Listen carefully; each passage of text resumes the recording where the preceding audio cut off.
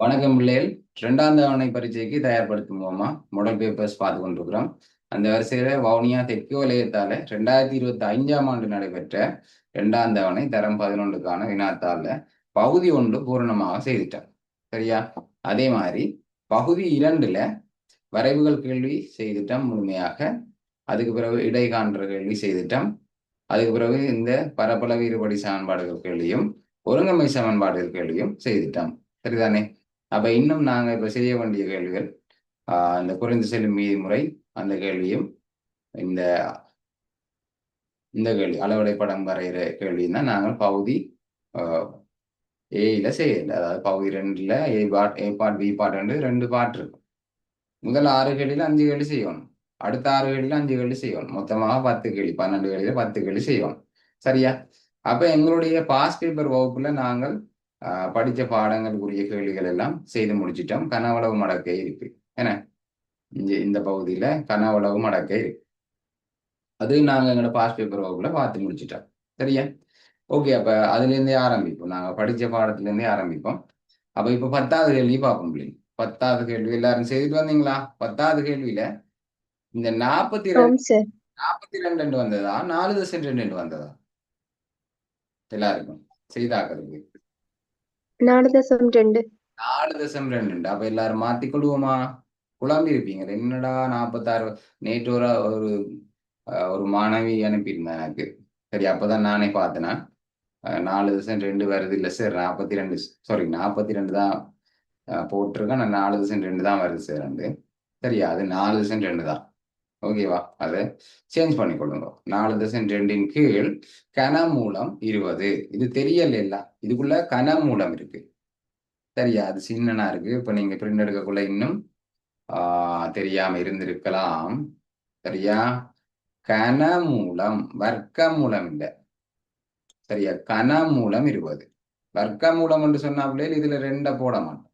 இப்ப உதாரணத்துக்கு வர்க்கமூலம் 25 என்று சொன்னா, வர்க்கமூலம் 25 சொன்னா இதுல 2 நாங்க மினக்கிட்ட எழுத மாட்டோம். அது வர்க்கமூலம் என்று போட்டாலே 2 தான். எக்ஸ் என்று போட்டாலே என்ன, அது ஒரு எக்ஸ் தான். எல்ஜி என்று போட்டாலே என்ன, அது அடி 10 தான். சில விஷயங்கள் எழுத மாட்டோம். எல்ஜி என்று போட்டுட்டு அப்புறம் அடி 10 எழுதுவோமா? இல்ல.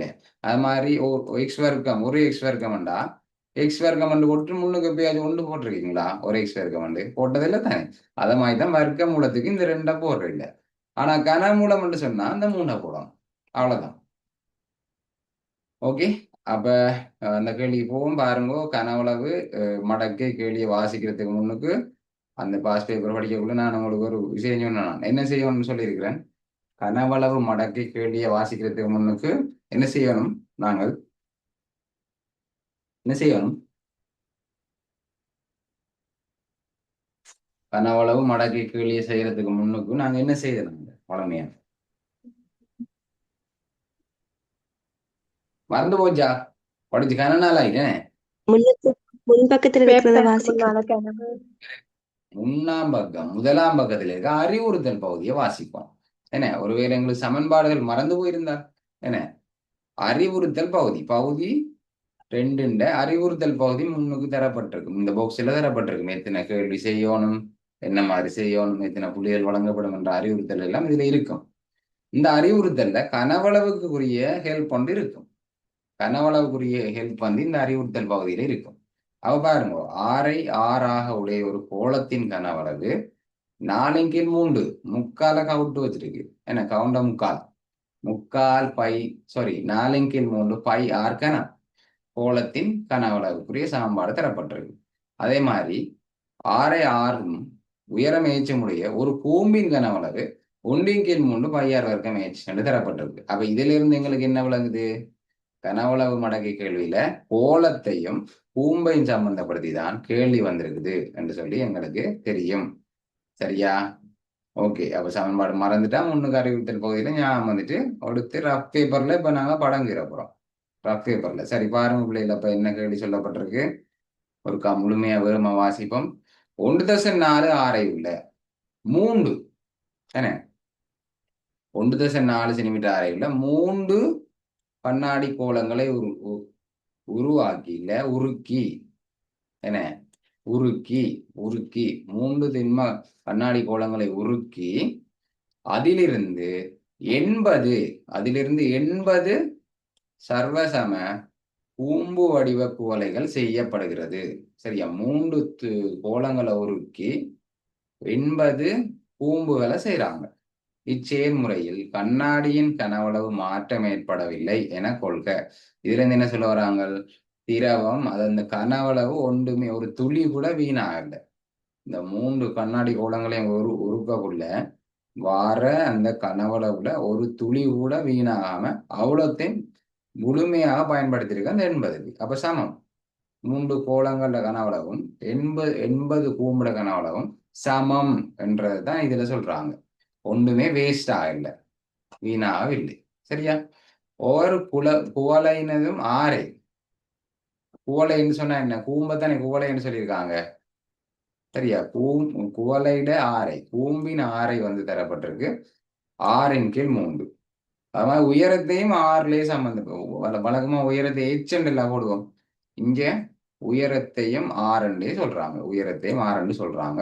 அப்படி இருக்கும்போது 6 = 4.2 வர்க்கமூலம் கனமூலம் 20 என காட்டி, சரியா, அந்த விடைய தந்திருக்காங்க. இந்த விடைய பரப்பள வேறுபடி சமன்பாடுகள் இருக்குல்ல, அதுல எப்படி விடைய தருவாங்களோ என்ன, அதே மாதிரி கனவளவு மடக்கை கேள்வியிலையும் விடைய தந்திருப்பாங்க. நம்ம செட் பண்ண வேண்டியதுதான் இந்த விடையை உருவாக்கும் என காட்டி மடக்கை அட்டவணை கொண்டு ஆரின் பெருமானத்தை 2 தசமதானங்களுக்கு சரியா 2 தசமதானங்களுக்கு சரியாக காண்க. 2 தசமதானங்களுக்கு சரியாக காண்பான். ஓகே, அவ்வளவுதான். என்ன பிரச்சனை? வெளிப்போம். சரியா, ஓகே. 10வது கேள்வி செய்ய போறோம். 10வது கேள்வி கனவளவு மடக்கை ஆல்ரெடி படிச்சிட்டோம். 6 கேள்விக்கு மேல செய்துட்டோம். அப்ப இந்த கேள்வி எங்களால் இலவா செய்ய முடியும் என்று நினைச்சு கொண்டு கையை வைக்கணும். அப்ப முன்னுக்கு நோட் பண்ணுவோம். என்ன இருக்கு? கோலத்திர கனவளவு தந்திருக்கு. கோலத்தின் கனவளவு தரப்பட்டிருக்கு. கோலத்திர கனவளவு தரப்பட்டிருக்கு. கோலம் என்று சொன்னா 6 இருக்கும். சரியா, அப்ப கோலத்திர கனவளவு தரப்பட்டிருக்கு 4/3 4/3 πr கனம் என்று தரப்பட்டிருக்கு கோலத்திர கனவளவு. அதுக்கு அடுத்ததாக கூம்புட கனவளவு தரப்பட்டிருக்கு. அப்ப கோலத்தை உருக்கி கூம்பு செய்யறாங்க. கோலத்தை உருக்கி கூம்பு செய்யறாங்க. கூம்பு சரியா, அப்ப கூம்புட கூம்பு ஆர், அங்கால உயரம் h. உடனே அப்படித்தானே ஓடும், உயரம் h. ஓகே, அப்ப கூம்புட கனவளவு தரப்பட்டிருக்கு என்னண்டு 1/3 1/3 πr வர்க்கம் h. கூம்புட கனவளவு தரப்பட்டிருக்கு 1/3 πr வர்க்கம் h. சரியா, அப்ப இப்ப கேள்விக்கு போவோம். இது ரெண்டையும் நோட் பண்ணிட்டு ரஃப் பேப்பர் வேலை. ரஃப் பேப்பர் எடுக்கிறீங்க, முன்பக்கம் அறிவுறுத்தல பாக்குறீங்க. என்ன உருவம், என்ன உருவம், என்ன சமன்பாடு, கனவளவுக்குரிய சமன்பாடு, என்ன சமன்பாடு நோட் பண்ணிட்டீங்க. இப்ப திரும்ப முதல்ல இந்த கேள்வியை வாசிக்கிறீங்க. 1.4 சென்டிமீட்டர் ஆரை உள்ள, சரியா, 1.4 சென்டிமீட்டர் ஆரை உள்ள. அப்ப ஆரை வந்து 1.4 சென்டிமீட்டர். 3 திண்ம கண்ணாடி கோலங்களை உருட்டி 3 திண்ம கோலம். சரியா, அப்ப 3 தர, சரியா, 3 தர கோலத்திர கனவளவு 3 திண்ம கோலங்களை உருக்கி அதிலிருந்து 80 கூம்பு வடிவ குவளைகள் செய்யப்படுகிறது. சரியா, 80 இதுல 80 கூம்பு செய்யப்படுறாங்களா? 80 கூம்பு வடிவ குவளைகள் செய்யப்படுகிறது. இச்செயல்முறையில் கண்ணாடி கனவளவில் மாற்றம் ஏற்படவில்லை. அப்ப 2 சமன்பாடு, 2 கனவளவு என்னவா இருக்கும்? இதுல என்ன தெரியுது? இந்த 2 கனவளவு என்னவா இருக்கும்? ஒன்று கொண்டு என்னவா இருக்கும்? சமன். கனவளவுல மாற்றம் இவரை உருக்கக்குள்ள எவ்வளவு வருதோ அதை 80 அச்சுக்குள்ள விட்டா சரி. 80 கோல வடிவான அச்சு இருக்கு, அந்த அச்சுக்குள்ள உருக்கி விட போறாங்க. ஒரு துளியும் வீணாகலன்னு சொன்னா 2ம் சமம். சரியா, நாங்க முதலாவது 2020ஆம் ஆண்டு பாஸ் பேப்பர் செய்யக்குள்ள முதலாவது கேள்வியே வீணாடுறது. கனவளவு வீணாகிற கேள்வி தான் செஞ்சினாங்க. ஞாபகம் இருக்கா? 126 சம்திங் அதுல வீணா போகுது. அப்ப எந்த பக்கம் வீணா போகுதோ அந்த பக்கத்துல கூட்டி விட்டா சரி, பிரச்சனை இல்லை எங்களுக்கு. சரி, அப்ப 80 கூம்பு செய்யக்குள்ள ஒரு 100 சென்டிமீட்டர் கனம் வீணா போச்சு. சரியா, அப்ப அதை எங்க கூட்டுவீங்க? இந்த கோலத்திர பக்கம் கூட்டுவீங்களா, கூம்புட பக்கம் கூட்டுவீங்களா? வீணா போனதை கூம்பிட்ட பக்கம் போட்டு போட்டுவோம். கூம்பிட்ட இதுல 1000 லிட்டர் இருந்தது. இது செய்யக்குள்ள 800 லிட்டர் பாவிக்கப்பட்டிருக்கு. 200 லிட்டர் வந்து வேஸ்டா போயிட்டு செய்யக்குள்ள. சரியா? அப்ப எந்த பக்கம் கூட்டினா சமமா இருக்கு ரெண்டும்?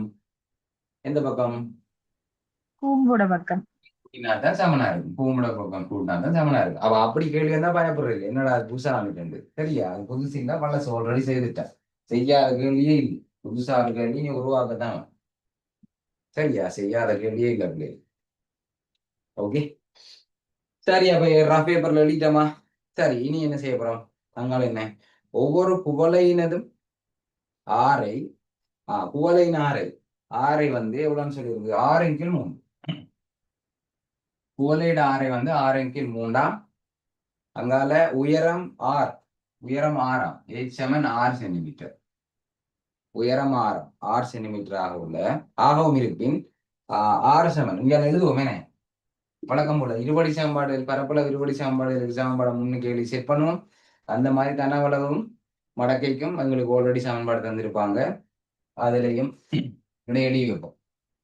4/2 கனமூலம் 20 இப்படி காட்டிட்டோம்னா சரி. ஓகே தானே?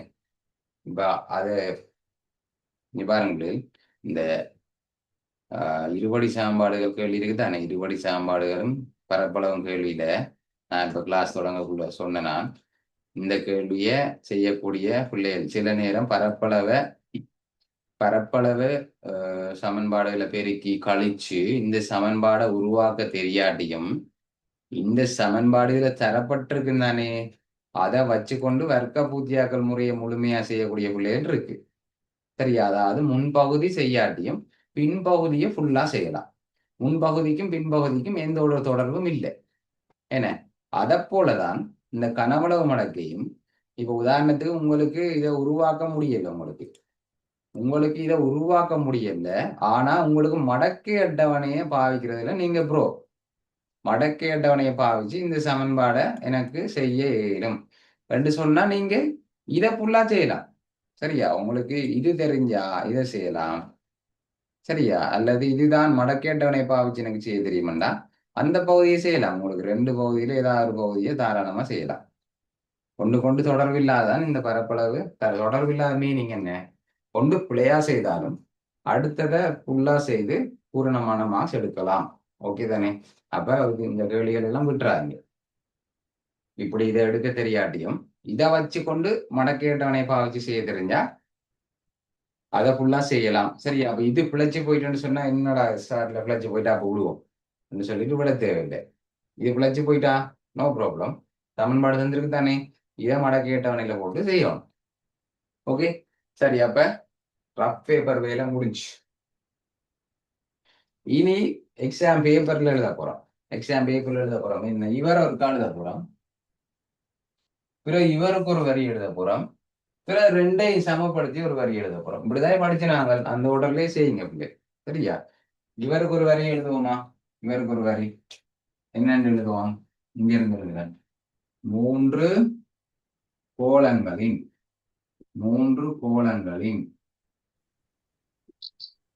கனவளவு. 3 கோளங்களின் கனவளவு. 3 கோளங்களின் கனவளவு என்றாலே 3 தர. சரியா? கனவளவு என்ன? கோளத்தின கனவளவு சமன்பாடு என்ன? 4/3 பை. பை என்றே போடுவோமா? விடையில பை வரல. இங்கேயும் பை இருக்கு, இங்கேயும் பை இருக்கு. அப்ப பையும் வெட்டுப்பட்டுரும். அப்ப 22 எல்லாம் போட்டு வெட்டி விட்டுறாதுங்க. சரியா? திரும்ப ஞாபகப்படுத்துறேன், பையன்டே போடுங்க, வெட்டி விட்டுறாதுங்க. சரியா? பை 4/3 பை 6 கணம். 6 எவ்வளவு? 1.4. 1.4 கணம். சரியா? இது வந்து 3 கோளத்தின கனவு. சரியா? அடுத்தது என்ன? இவர் எழுதுவோம். 80 பூம்புகளின் 80 கனவளவு. 80 பூம்புகள கனவளவு 80ஆல பெருக்கம். என்ன சமன்பாடு? இதை அப்படியே பார்த்துக்கலாம். ஒன்றின் கீழ் 3 பை ஆரை தெரியும். ஆறு வர்க்கம் வந்து போட்டு விட்டுறாங்க. ஆரை இங்கே தந்திருக்காங்க, வித்தியாசமா தந்திருக்காங்க. இப்படி நேரடியா தரணும்ன்ற அவசியம் இல்லை. கோளத்தின் கனவளவின் 3ல் ஒரு பங்கு. என்ன கோளத்தின் ஆரை, கோளத்தின் அப்படி ஒரு கேள்வி வந்தது இல்லை, ஞாபகம் இருக்கா? கோளத்தின் ஆரையை போல ஆரையின் ஒன்றின் கீழ் 3 பங்கு ரெண்டு சொல்லி குழப்பி தரலாம். நேரடியா இதுல ஈஸியா தந்திருக்காங்கல்ல, ஆரை 6 கீழ் 3 ஈஸியா தந்திருக்காங்கல்ல, இப்படியும் தரலாம். கோளத்துல ஆரையை போல ஆரையின் 3ல் 1. கோளத்தின் ஆரையை நாங்க 6 எடுத்தா ஆரையின் இன்னென்ன பேருக்கு 1 கீழ் 3 ஆவே 6 கீழ் 3 இப்படி இன்டிரெக்டாவும் தரலாம். சரியா? நானா தான் அப்படித்தான் போட்டு. ஓகே சரி, அப்ப இதை பாருங்க. அப்ப எங்க ஓட போறோம்? ஆறு ஆறு வர்க்கம் இல்ல, அப்ப 6 கீழ் 3 ஆர் வர்க்கம். ஆறு வர்க்கம் ஏச், ஆறு வர்க்கம் ஏச். ஏச் சமன் ஏச் எவ்வளவு தந்திருக்கு? ஏச் எவ்வளவு? ஆர். சரியா? ஏச்சும் ஆர். ஓகே எழுதிட்டோம். இப்ப என்ன செய்ய போறோம்? இவருக்கு தனியா எழுதிட்டோம் ஒரு வரி, இதுக்கு ஒரு மாசம் வரும். இவருக்கு தனியா ஒரு வரி எழுதிட்டோம், இதுக்கு இன்னொரு மாசம் வந்துடும். சரியா? எப்படி 10ல 3 எல்லா சொல்லியும் எடுக்கலாம் ஈஸியா. இப்ப இந்த ரெண்டையும் சமப்படுத்தி ஒரு வரி எழுதுவோம். இந்த ரெண்டையும் சமப்படுத்த போறோம். ரெண்டு சமம் தானே? ரெண்டு சமன்பாடு ஆரம்பத்துல ஆரம்பத்திலேயே ஒரு லைன் எழுதலாமான்னு கேட்குறீங்களா? பெர்ஃபெக்ட். ஆரம்பத்திலேயே ஒரு லைனா இப்ப இதை இப்படி நீட்டுக்கு எழுதி சமன் போட்டு இது ஒரு நீட்டுக்கு எழுதி போடலாம், ஒரு பிரச்சனையும் இல்லை. இருந்தால் அப்படியும் எழுதலாம். அப்படியும் எழுதினா மார்க்ஸ் வரும். சரியா? உங்களோட அதிர்ஷ்டத்துக்கு சரியா ஒரு ஸ்கீம்ல போட்டுட்டாங்க, ஒவ்வொன்றையும் தனித்தனியே எழுதணும், நேரடியாக எழுதுறதுக்கு புள்ளி வழங்க வேண்டாம் என்று சொல்லி போட்டுட்டாங்கன்னா என்ன செய்வீங்க? அப்படி இதுவரைக்கும் போட்டது இல்லை. 2024லயும் இதை நீங்க சொன்ன மாதிரி ஒரு வரியிலேயே அவர் சொல்றாரு, இது ஒரு வரியிலே எழுதலாம். அதான் பாருங்க, இதை அப்படியே தூக்கி கொண்டு இதுலயே எழுதி விட்டுருக்கலாமே என்று தானே சொல்றீங்க. என்ன தாராளமா தான் இது வரைக்கும் 2024 25 எல்லாம் அப்படி செஞ்ச பிள்ளைகளுக்கு நாங்க ஃபுல் மார்க்ஸ் தான் கொடுப்பேன். என்ன ஸ்கீம்ல சொல்லியிருக்கு, அது அப்படி இந்த 3ஆல பெருக்கி இருக்கணும் இந்த கனவுளவை, 80ஆல பெருக்கி இருக்கணும் இந்த கனவுளவை, 6க்கு பதிலா சரியா பிரதிட்டு இருக்கணும், 6க்கு பதிலா மேட்சுக்கு பதிலா சரியா பிரதிட்டு இருக்கணும். அப்போ ஃபுல் லைனும் ஒரு லைன்லயே எல்லாம் இருந்தா அந்த 3லையும் ஒரு லைனே கொடுத்துருங்க. சரியா? அப்படி கொடுக்க வேண்டாம், தனித்தனி எழுதி காட்டியிருக்க வேண்டும். வந்துட்டேன்டா. சரி, ஏன் இந்த 2 வரி எழுதினா கழிச்சு போயிருவீங்களா? இல்லதானே? இந்த 2 வரி எழுதுங்க, எழுதி போட்டு அடுத்த வரி எழுதுங்க. இந்த 2 வரியும் எழுதி போட்டு அடுத்த வரியில போய் 2ஐயும் சமப்படுத்தி விடுங்க. சரி, அப்ப 2ஐயும் சமப்படுத்த போறோம் பாருங்க. எனக்கு கடைசி முடிவு இப்படி வரும். ஓகே, இதுல எழுதுறேன், அப்படி இதுல எழுதுறேன். தெரியுது 3 பாருங்க, அப்படியே பார்த்ததுக்கு அப்புறம் 3 தர 4 கீழ் 3 தர 5 தர 1.4 கணம் சமன் 8 8ல் 80 தர 1 கீழ் 3 சரியா? அங்கால பை ஆர் வர்க்கம் இங்க 3இன் வர்க்கம் என்று போடலாம், 9 என்று போடலாம். 9 போடுறது போய் உங்களுக்குள்ள பாவம் 9 3ல வர்க்கம் 9 தானே? 9 அங்கால இன்னொரு 6. சரியா? எங்களுக்கு 6ஐத்தான் எழுவாய் மாற்றம் செய்வேன். 6ஐத்தான் எழுவாய் மாற்றம் செய்வேன். இந்த இருக்கு, இந்த 6 எழுவாய் மாற்றம் செய்யணும். இப்போ மிச்சம் எல்லாரையும் மற்ற பக்கம் கொண்டு வரும். அப்ப இதுல கொஞ்சம் வெட்டி சுருக்கி கொண்டு அங்கால போவோம். என்ன அல்ல டிரெக்டா அவ்வளோத்தையும் அள்ளி கொண்டு அதுல போடலாம். இதுலயே வெட்டுவோம். 3ஆல வட்டினா ஒரு முறை, 3ஆல வட்டினா ஒரு முறை. சரி, இங்க பாருங்க, இங்க பை பேருக்கு பாருங்க. சொல்லுங்க சொல்லுங்க. சரி சார், அங்க சதுர அடி கூம்பதுக்கு உயரம் வரணும் தானே? எது இருக்கிறீங்க? உயரம் வரணும் தானே? அந்த இதுக்கு 2வது 80 தர 1 கீழ் 3 அதுக்கு உயரம் வரணும் தானே? உயரம் ஏச் தான், உயரம் ஏச் கேள்வியில சொல்லியிருக்கு. இந்த கூம்பின் உயரம் 6 சென்டிமீட்டர்னு சொல்லியிருக்கு. பாருங்க, கூம்பின் 6 6 கீழ் 3ன்னு சொல்லியிருக்கு, உயரம் 6 சென்டிமீட்டர்னு சொல்லியிருக்கு. பாத்துறீங்களா? உயரம் தந்திருக்கு 6 ஓம் சார். பாத்துட்டீங்களா? இப்போ ஓகேவா? Okay sir. ஓகே சரியா? அப்ப இங்க பாருங்க, இந்த பை வந்து இங்க பெருக்கப்படுது. அப்ப மற்ற பக்கம் வந்தா பிரிபடும். அதனால இப்படி நேர நேர வெட்டுறேன். சரியா? நேர நேர வெட்டுறோம். பிறகு இந்த நேருக்கு ஒரு பக்கம் இருக்கிற நேர நேர வெட்டி விட்டுறாங்க. சரி சார், நேர நேர வெட்டினவர் அப்ப நம்மளும் நேர நேர வெட்டலாம்னுட்டு வெட்டி விட்டுறாங்க. உதாரணத்துக்கு இந்த ஆரையும் வெட்டலாமா? இல்ல, இவரையும் வெட்டினா அந்த பை இங்கதான் பிரிபடும். அப்ப இந்த பையையும் ரெண்டு பக்கம் வெட்டலாம். வேற வேற வேற வேற வேற ஒன்றையும் வெட்டிடலாம். அதானே? சரி, இனி எல்லாத்தையும் ஒரு பக்கம் கொண்டு போவோமா? எல்லாத்தையும் ஒரு பக்கம் கொண்டு இங்க பாருங்க. இதுல என்ன இருக்கு? 6 வர்க்கம் இருக்கு, 6 இருக்கு. அப்ப 6 வர்க்கமும் 6 பெருக்கப்பட்டா 6 கணம். சரி, 6 வர்க்கமும் 6 பெருக்கப்பட்டா 6 கணம். சரியா? 6 கணம். அங்கால என்ன இருக்கு? இங்கால பாருங்க, இதை வெட்டிட்டா 4 மிச்சம் இருக்கு. 1.4 கணம் இருக்கு. 4 மிச்சம் இருக்கு. தர 1.4 கணம் மிச்சம் இருக்கு. இங்க பாருங்க, இந்த 80 இந்த 6 கணத்தோட பெருக்கப்படுது. 80 பெருக்கப்படுது. அப்ப இந்த சமன்பாட்டுக்கு மற்ற பக்கம் வந்து என்ன செய்வார்? இந்த 80 அங்கால வந்து என்ன செய்வார்? பிரிவடும். பிரிபடுவர். 80 பிரிவடும். ஓகே. இந்த 3 இந்த 3ன்றது 6 கணத்தை பிரிக்குது. இந்த 3 பிரிக்குது. அப்ப இவர் மற்ற பக்கம் வந்து என்ன செய்வார்?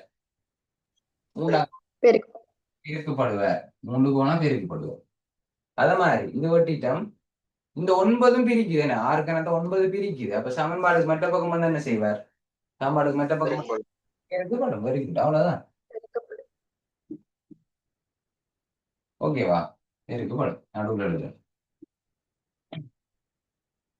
ஓகேவா? சரியா? இன்னும் இத மாதிரி வரல. அப்ப இன்னும் கொஞ்சம் செய்வோம். அப்ப வெட்டுறதை வெட்டுவோம். 4ஆல் 4 வெட்டினா ஒரு முறை, 4ஆல் 80 வெட்டினா எத்தனை முறை? 4ஆல் 80 வெட்டினா எத்தனை முறை? 20 வந்து 20 முறை. ஒரு மாதிரி 20 வந்துட்டு, கீழே ஒரு மாதிரி 20 வந்துட்டு. அப்ப மேலதான் நீ 4.2 வர போனோம். இங்க பாருங்க, இங்க கணம் இருக்கு, இங்கேயும் கணம் இருக்கு. அப்ப இஞ்சாலையும் கணத்தை உருவாக்கும். அப்ப இது பாருங்க, 9×3 27. 27 எந்த நம்பர்ற கணம்? மூன்றின் கணம். கணம். அல்லது இங்க பாருங்க, அல்லது 9 என்ன? 3 வர்க்கம் தானே. 9 3 வர்க்கம் தானே. இது 3 1ஆம் அடுக்கு தானே. அப்ப சுட்டி விதிகள் படிச்சிருப்பீங்க. அடிகள் சமனாயும் பெருக்கப்படும் போது அடுக்குகள் கூட்டப்படும். அப்போ 1ம் 2ம் எத்தனை? 3. என்ன? அப்ப பாருங்க, 1.4 கணம் தர இது 27 வந்தது. சுருக்க 27 3ன் கணம் என்று எழுதலாம். கீழே 20. சரி, இன்னும் இதை மாதிரி வரல. இன்னும் ஒரு வேலை செய்யணும். 1.4 3 பெருக்கினா என்ன வரும்? 1.4 3 பெருக்கினா என்ன வரும்? 4.2. 4.2 வரும். அப்ப இந்த ரெண்டுக்கும் கணம் இருந்தபடியா ரெண்டுக்கும் பொதுவா ஒரு கணத்தை போட்டுவிடும். 1.4 தர 3 போட்டுட்டு வெளியால கணத்தை போட்டு விடலாம். ரெண்டுக்கும் கணம் இருக்குது, ரெண்டும் பெருக்கப்படுது. அப்ப ரெண்டுக்கும் பொதுவா வெளியால ஒரு கணத்தை போட்டேன். கீழே 20. ஓகே. அப்ப 1.4 3ஆல பெருக்கினா 4.2 தெரியும். சரியா? 4.2 இதுல எழுதுறேன்னா இருக்கு. அப்ப 1.4ஐயும் 3ஐயும் பெருக்கினா 4.2. 4.2. ஆனா இப்ப எங்களுக்கு என்ன சொல்லிருக்கு? 6 காணும். 6 காணும். நீ பாருங்க, 6 வர்க்கம் சமன் வேற நீ பாருங்க, 6 வர்க்கம் சமன் 5 வர்க்கம் என்று வருதுன்னு வைங்க. இந்த 6 வர்க்கத்தை இல்லாம பண்றதுக்கு நாங்க என்ன செய்யறோம்? நாங்க 6 வர்க்கத்தை வர்க்கமூலம். வர்க்கமூலம் எடுப்போம். 2 பக்கம் வர்க்கமூலம் எடுப்போம். என்ன? அதாவது வர்க்கமூலம்னா இதுக்குள்ள 2 இருக்கு, 2 அர்த்தம். அதை நாங்க எழுத மாட்டோம். சரியா? அப்ப இந்த வர்க்கமூலம் விட்டுப்பட்டு 6 வழியால வந்துருவார். வர்க்கத்தை இல்லாம பண்றதுக்கு வர்க்கமூலம் எடுக்கணும்டா, கணத்தை இல்லாம பண்ணதுக்கு 2 பக்கம் என்ன செய்யணும்? கனமூலம் எடுக்கணும். கனமூலம்டா இதுல கட்டாயம் போடணும் 3. 2x ரெண்டு எக்ஸ்என் எழுதணும். ஒரு எக்ஸ்என்னா தான் எக்ஸ்என் மட்டும் போட்டா சரி. என்ன மடக்கை எல்ஜி அடி 10 சொன்னா எல்ஜி என்று போட்டா மட்டும் சரி. ஆனா அடி 3 லோக் எழுதும், எல்ஓஜி என்று எழுதும். சரியா? அப்ப இங்க பாருங்க, இந்தியால முழுவதுமா இந்தியால முழு பேருக்கும் கனமூலம் போடணும். முழு பேருக்கும் கனமூலம் போடணும். போட்டாச்சு. இனி ஒவ்வொருத்தருக்கும் தனித்தனியே போடலாமா? ஒவ்வொருத்தருக்கும் தனித்தனியே போடலாம். இதுல எப்படி எங்க இந்த இருக்கு, இந்த ரெண்டுக்கும் தனித்தனியே கனம் இருக்கக்குள்ள ரெண்டையும் சேர்த்து ஒரு கனம் ஆடினோம்டா.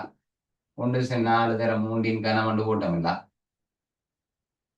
ரெண்டுக்கும் தனித்தனிய கனம் இருந்தா ரெண்டையும் சேர்த்து உண்டாகும். இந்த ரெண்டையும் சேர்த்து ஒரே ஒன்றுல கனமூலம் இருக்கக்குள்ள ரெண்டுக்கும் தனித்தனிய கனமூலம் எழுதலாம். அப்ப இவருக்கு ஒரு கனமூலம், இவருக்கு ஒரு கனமூலம் எழுதலாம். விளங்கிச்சா? ரெண்டுக்கும் கனம் இருந்தா ரெண்டையும் சேர்த்து ஒரு கனம் போடுற மாதிரி, ரெண்டுக்கும் சேர்த்து முழுவதும் கனமூலம் இருக்கக்குள்ள இப்படி ரெண்டுக்கும் தனித்தனிய கனமூலம் போடலாம். அப்ப பாருங்க, கனமூலமும் கனமூலமும் வெட்டுப்பட்டுரும், கனமூலமும் கனமூலமும் வெட்டுப்பட்டுரும்.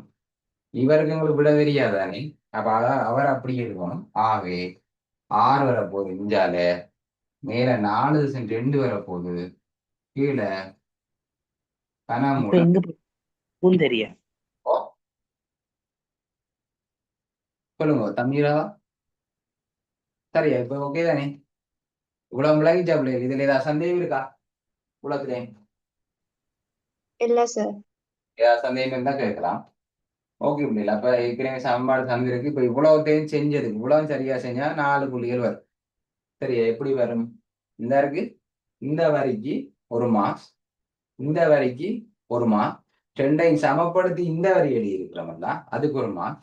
இப்ப கில்லான்னு கேட்ட மாதிரி இப்படியே எழுதலாமாண்டா? இப்படியே எழுதலாம். இப்படியே எழுதினா அந்த 3 மார்க்ஸும் இதுல வந்துடும். இது கொண்டு சரியா எல்லாம் பிரதியிட்டு எல்லாம் சரியா இருக்கணும். இதுல எல்லாம் பிரதியிட்டு சரியா இருக்கணும். 80 பெருக்கி இருக்கணும், ஒரு 3 பெருக்கி இருக்கணும். எல்லாம் சரியா இருந்து நடுவில் சமன் போட்டா இந்த 3 மார்க்ஸையும் இந்த வரிக்கே போட்டுருவோம். ஆனா நீங்க இப்படி எழுதுங்களேன். என்ன என்ன பஞ்சியா, இப்படி எழுதுங்க. சரியா? இப்படி எழுதி இவ்வளவுக்கு 3 மாசம் வந்துட்டா இனி அங்கால கொத்தி கொத்தி திரும்ப அவன் சொன்ன மாதிரி எடுக்கிறதுக்கு ஒரு மார்க்ஸ். சரியா? அப்ப மொத்தம் 4 மார்க்ஸ் இதுல வந்துட்டு, அல்லது 5 மார்க்ஸ் வரும். 4 அல்லது 5 மார்க்ஸ் கனவளவு போதிக்கும், 5 அல்லது 6 மார்க்ஸ் மடக்கை போதிக்கும் வரப்போகுது. அப்ப டக்குனு மடக்கைக்கு வருவோம். இப்போ எல்லாருக்கும் முழங்கின வழியா நான் இதை அழிக்கிறேன். இனி ஒன்றும் தேவையில்லை, இனி ஒன்றும் தேவையில்லை, இதுல இருக்க ஒன்றும் தேவையில்லை. இந்த கேள்விக்கும் அடுத்த கேள்விக்கும் தான் வந்து, இது நீங்க பிள்ளையா செய்தாலும் இது நீங்க செய்யாம விட்டாலும் அடுத்த கேள்வியை ஃப்ரெஷ்ஷா ஸ்டார்ட் பண்ணலாம். எப்படி இருபடி செயல்பாடுகளை வர்க்க புத்தியாக்கல் முறையை வாசிக்காமலே செய்யலாமோ அத மாதிரி இந்த கேள்வியிலையும் உங்களுக்கு கனவுளவு செய்யறது கடினமா இருந்தா, சரி இதை எல்லாருக்கும் சொல்லல அப்படியே. இது ஒரு சாரருக்கு சொல்லி கொண்டிருக்கேன், ஒரு சாராரோட காய்ச்சிட்டு இருக்கேன். பிறகு ஏக்கு படிக்கிற பிள்ளைகள் சரி இப்படி சொல்லிட்டா சார் நம்ம செய்யாமலும் சொல்லி யோசிக்கிறேன். இல்லை, உங்களுக்குரிய கதையை நீங்க எடுத்துக்கொள்ளுங்க, அவங்களுக்குரிய கதையை அவங்க எடுத்துக்கொள்வாங்க. சரியா? ஓகே, அப்ப போவோம் கேள்வி போவோம். R = 4.2 கீழ் ஏதாவது இப்போ ஒவ்வொருத்தரும் மடக்க பார்த்துட்டு விதமா சொல்ல போறீங்க. எனக்கு தயாரா இருங்க, மடக்க கேட்டவனை வச்சுக்கொண்டு தயாரா இருங்க. கொண்டு போங்க, மடக்க கேட்டவனை கொண்டு போங்க. இப்போ பள்ளிக்கூடத்துல ஒரு கொஞ்சம் மடக்க தான் இருக்கும். என்ன அதை அடுத்த ஆக்கள் செய்யும் வரைக்கும் வாய் பார்த்துட்டு நிக்காம ஒரு பக்கம் தானே, புத்தகத்துல ஒரு பக்கம் பின்பக்கத்துல இருக்கு, கணித புத்தகத்துல பின்பக்கத்துல இருக்கு ஒரு பக்கம், ஒரு தாள், அதை போட்டோ காப்பி அடிச்சு கொண்டு போங்க. என்ன சரி? அப்ப மடக்கேட்டவனை கொண்டு ஆறின் பெருமானத்தை 2 தசமதானங்களுக்கு காண்க. தசத்துக்கு பின்னுக்கு 2 நம்பர் வரணும். என்னடா 2 தசமதானத்துக்கு காண்கண்டா யோசிக்கிறேன். இல்லை, மட்டம் தட்ட சொல்லியிருக்கேன். பின்னுக்கு தசத்துக்கு பின்னுக்கு 2 தசமதானங்கள் வரணும். 4 தசம் 3 3 2 தசமதானம் வந்துட்டு. ஓகே, அப்ப பாருங்க, இதுல மடக்கே இல்லை. இப்ப ஃபர்ஸ்ட் ஸ்டெப் என்ன பிள்ளை? ஃபர்ஸ்ட் ஸ்டெப் என்ன? ஸ்டெப் 1 என்ன? இல்ல ஸ்டெப் 1 என்ன? 2 பக்கமும் என்ன செய்யணும்? 2 லொக் எடுக்கணும். லொக் எடுக்கணும். 2 பக்கம் லோ. அப்ப இங்கால லோ ஆர், இந்த இவ்வளவுத்துக்கும் சேர்த்து ஒரு தனி ஒரு மடக்கு, இவ்வளவுத்துக்கும் சேர்த்து 4.2 அங்கால கனமூலம். சரியா? இந்த கனமூலம் சின்னதா எழுதுறேன், உங்களோட கண்ணுக்கு தெரியதோ தெரியல, கனமூலம் 20. ரெண்டு பக்கமும் லொக் எடுத்துட்டேனா, இவருக்கு மொத்தமா இந்த ரெண்டு பெருமானத்துக்கும் சேர்த்து தனி மடக்கை. அப்ப அடுத்தது என்ன செய்யணும்? மடக்கை விதிகள். மடக்கை விதி என்ன சொல்லுது? தனி ஒரு மடக்கையில பிரிபடுற பெருமானங்கள் வழிபாடு. தனித்தனி வழிபாடு. தனித்தனி மடக்கையில வழிபடும். ஓகேவா? அப்ப என்ன? லொக் ஆர் சமன் இவருக்கு ஒரு லொக் எழுதணும், இவருக்கு ஒரு லொக் எழுதணும். லொக் 4.2 இவருக்கு இன்னொரு லொக் எழுதணும். லொக் கனமூலம் 20 ரெண்டையும் என்ன செய்யணும்? கழிக்கணும். பிரிபடுற தனித்தனி மடக்கையில கழிவற பிரிபடும். உதாரணத்துக்கு இவர்ல இன்னொரு 102 வந்துட்டா, இன்னொரு சகவை போட்டு லோக் 102 போட்டிருப்பீங்க. LG 100 ஏன் பெருக்கப்படுது தானே, அப்ப கூட்டுப்படும். பிரிவற கழிவடும். அவ்வளவுதான். 3 பெருமானம் உங்களுக்கு. சரியா? 3 மடக்கையில் 3 பெருமானத்துக்கு 3 மடக்கையில்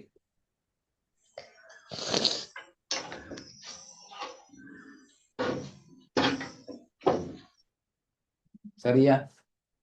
அடுத்த பாருங்க. இப்ப இவரை நாங்க பழைய வடிவுக்கு மாத்தணும். இதை நாங்க ஒரு ஒழுங்கான வடிவத்துக்கு மாத்தணும், விஞ்ஞான முறை குறியீட்டுக்கு மாத்தணும். சரியா? அதுக்கு முன்னுக்கு உங்களுக்கு தெரியும் எப்படி வெளியெடுக்கிறது. இதெல்லாம் தனியா படிச்சுட்டான். கனவுல மடக்கை வகுப்புல படிச்சுறாங்க. என்ன செய்யணும்? இவர் அப்படி உள்ள என்ன இருக்கோ அதை அப்படியே வெளியே எழுதும். உள்ளுக்குள்ள என்ன இருக்கோ அதை அப்படியே வெளியால எழுதும். வெளியால எழுதி போட்டு இந்த மூட்டை என்ன செய்யணும்? 3ஆம் அடுக்கண்டு போடுவோமா? ஏன்னா 1 தலைகீழா எழுதுவோம். என்ன? 1 கீழ் 3 நிகர்மாறா எழுதுவோம். 1 கீழ் 3ஆம் அடுக்கு. சரி, இது எப்படி வெளியெடுக்கிறது? உள்ள இருக்கிற நம்பர் அப்படியே வெளியே போடுறது. அதுக்கு பிறகு இங்க கனமூலம் இருந்தா 1 கீழ் 3, வர்க்கமூலம் இருந்தா 1 கீழ் 2, இது 4 இருந்தா 1 கீழ் 4 எழுதுவோம். சரியா? அப்ப அடுத்த வரையில் எழுதுவோமா? அதை இங்க பாருங்க. இவர் விஞ்ஞான முறை குறியீட்டுலதான் ஆல்ரெடி இருக்கிறார். ஏன் முதலாவது நம்பருக்கு பக்கத்துல தசம் இருக்கு. அப்ப 4.2 தர 10 என்ன? தசம் முன்னுக்கும் போக தேவையில்லை, பின்னுக்கும் போக தேவையில்லை. 10 விஞ்ஞான முறை குறியீட்டுலதான் இருக்கிறார். சரியா? அதுக்கு பிறகு இவர் என்ன செய்ய போறோம்? இப்ப LG. சரியா? இவரை நாங்க எப்படி எழுதலாம்? இந்த 20 1 கீழ் 3 எழுதலாம். 20 1 கீழ் 3ஆம் அடுக்கு. அவ மடக்கையில நாங்க இன்னொரு விஷயம் படிச்சுனாங்க. என்ன பிள்ளைகள்? அடுக்கு என்ன செய்யலாம்? அடுக்கா வர பெருமானத்தை என்ன செய்யலாம்? அடுக்கா வர கொண்டு வரும். கொண்டு போய் பெருக்கி எழுதலாம்.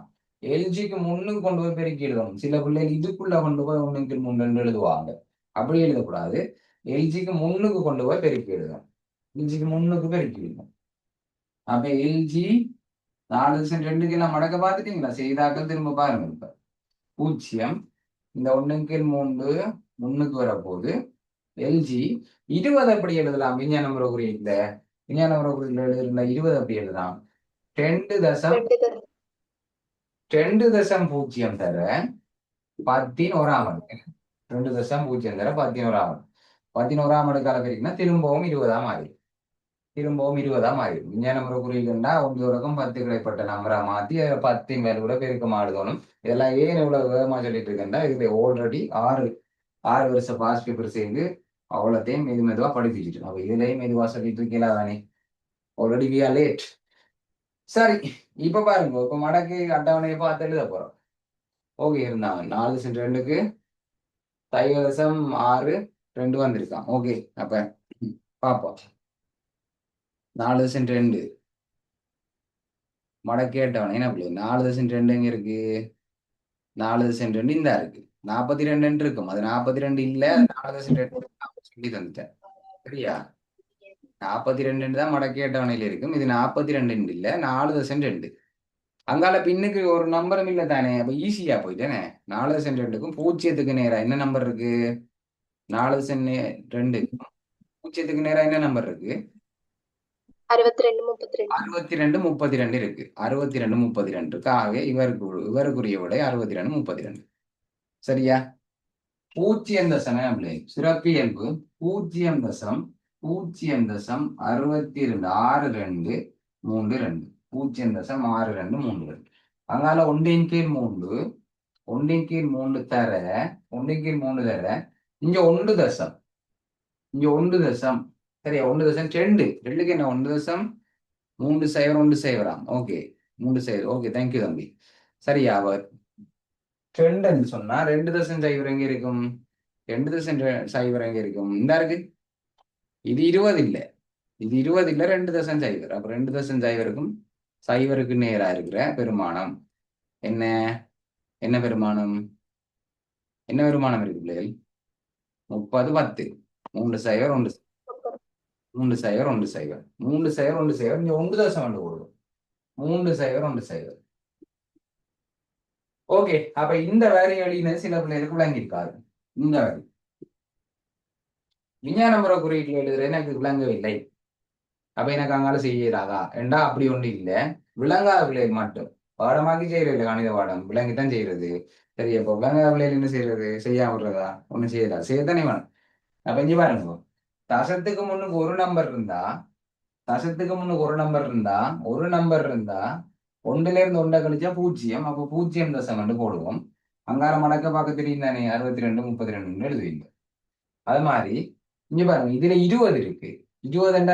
20 சொன்னா என்ன? 20.0 இதானே 20. அப்ப தசத்துக்கு முன்னுக்கு 2 நம்பர் இருந்தா, 2ல இருந்து 1 கழிச்சா 1, அப்போ 1.2 வரும். அங்கால மடக்க பார்க்க தெரியும் தானே, இப்படி எழுதலாம். ஏன் சொல்லுங்க வரும்? இந்த விஞ்ஞான முறை குறியீடு எழுதுற இந்த லைனுக்கு ஒரு மார்க்ஸும் இல்லை. இந்த விஞ்ஞான முறை குறியீடு எழுதுற இந்த லைனுக்கு ஒரு மார்க்ஸும் இல்லை. இதுவரைக்கும் ஸ்கீம்ல கொடுத்ததே இல்லை. ஒரு விஞ்ஞான முறை குறியீடு எழுதுறதுக்கு மார்க்ஸ் இல்லை. அப்ப நீங்க அது அப்படித்தான் செய்யணும் இல்லை. உங்களுக்கு விளங்காட்டி தசத்துக்கு முன்னுக்கு ஒரு நம்பர் இருந்தா 1 கழிச்சு 2 போடணும். சாரி, 1 கழிச்சு 0 போடணும். 2 நம்பர் இருந்தா 1 கழிச்சு 1 போடணும். 3 நம்பர் இருந்தா 1 கழிச்சு 2.1 போடணும். அப்படி செய்யலாம், உங்களோட இஷ்டம். சரியா? அப்ப இதை பாருங்க, இது 3ஆல பிரிக்க எவ்வளவு வந்தது? 1.3 1 3ஆல பிரிக்க என்ன வந்தது தம்பி? எல்லாருக்கும் என்ன வந்தது? ஒருத்தருக்கு மறலையா? செய்யலையா? 0.4 3 வந்ததா?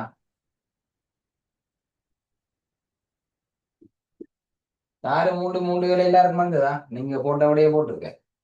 சரியா? 1000 தசம் இல்லாம எழுதுங்க பிள்ளைகள், தசம் இல்லாம எழுதுங்க. 3ஆல பிரிக்குங்க. 3 12. சரியா? 1 மிச்சம் 10, 3 9. சரியா? 1 மிச்சம் 11, 3 9, 2 மிச்சம் 0, 3 18. சரியா? 18 அங்கால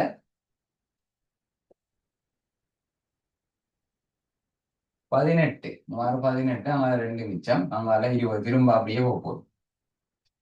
சரியா? அப்ப இதுல 4 தானம். ஏன்னா 4 தானம்ன்ற கூட உங்களுக்கு இந்த விட தேவையில்லை. அப்ப 0.4336 அல்லது 0.3337 போட்டாலும் பரவாயில்ல. ஏன் இங்கே 6 தானே வர போகுது. அப்ப மட்டும் தட்டி 7 போட்டாலும் பரவாயில்ல. 0.4337 ஓகே, 0.4336 போட்டாலும் ஓகே. சரி, அதுல உடம்பாதீங்க. சரியா? அதுல ஒரு 0.000 ஒன்று மிஸ் ஆகிறதால ஒன்றும் மிஸ் ஆக போறது இல்லை. டீம்ல +−1 ஒரு இடம் இருக்கும். அதை நான் உங்களுக்கு சொல்றேன் விட வரக்குள்ள. சரி, இப்ப 62 32ல இருந்து 43 37 கழிச்சா என்ன விட வந்தது? கழிக்காதான் நீ கூட்டல் கழித்தல். 62 32ல இருந்து கழிக்க போறோம் 43 37. கழிக்க என்ன வந்தது? இந்தியாவில் ஒன்றை மறந்துட்டோம். என்ன இந்தியாவில் ஒன்றை மறந்துட்டோம்.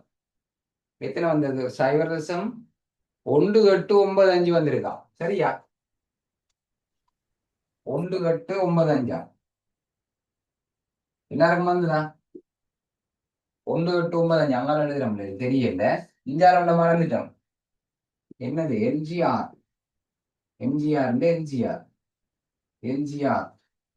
எல்ஜிஆர். அப்ப எல்ஜிஆர் தான் இந்த பக்கம் இருக்கு. எல்ஜிஆர் தான் மற்ற பக்கம் இருக்கிறார். அப்ப கழிக்கக்கூடிய என்ன வந்து 0.0.1895. 1895. சரியா? இப்ப இந்த எல்ஜியை என்ன பண்ணணும்? எனக்கு கேள்வி வந்து 6 தான் காணட்டான். 6 தான் கேள்வி. 6 தான் கேள்வி. ஆனா இதுல இருக்கிறது எல்ஜிஆர். அப்படி எல்ஜியை இல்லா பண்ணணும்னா என்ன செய்யணும்? ரெண்டு பக்கம் என்ன செய்யணும்? அஞ்சில கொடுக்கணும். வர்க்கத்தை இல்லாம பண்றதுக்கு ரெண்டு பக்கம் வர்க்க மூலம் எடுத்தோம். கணத்தை இல்லாம பண்ண ரெண்டு பக்கம் கன மூலம் எடுத்தோம். எல்ஜியை இல்லா பண்ணணும்னா ரெண்டு பக்கமும் அண்டிலோ கொடுக்கும். சரியா? அப்ப இஞ்சால அண்டிலோ கொடுத்தா ரெண்டு பக்கம் அண்டிலோ கொடுக்கணும். அண்டி இஞ்சால அண்டி இதெல்லாம் எழுதக்கூடாது, சும்மா உங்களுக்கு விளக்கத்துக்கு சொல்றேன். சரியா? உங்களுக்கு இதெல்லாம் இப்படி எழுத தேவையில்லை. அப்ப இங்க ஆன்டிலோக்கும் லோக்கும் கேன்சல் ஆயிரும். சரியா? வெட்டுப்பட்டு அங்கால ஆன்டிலோக் இருக்கும். அப்ப ஆர் சமன்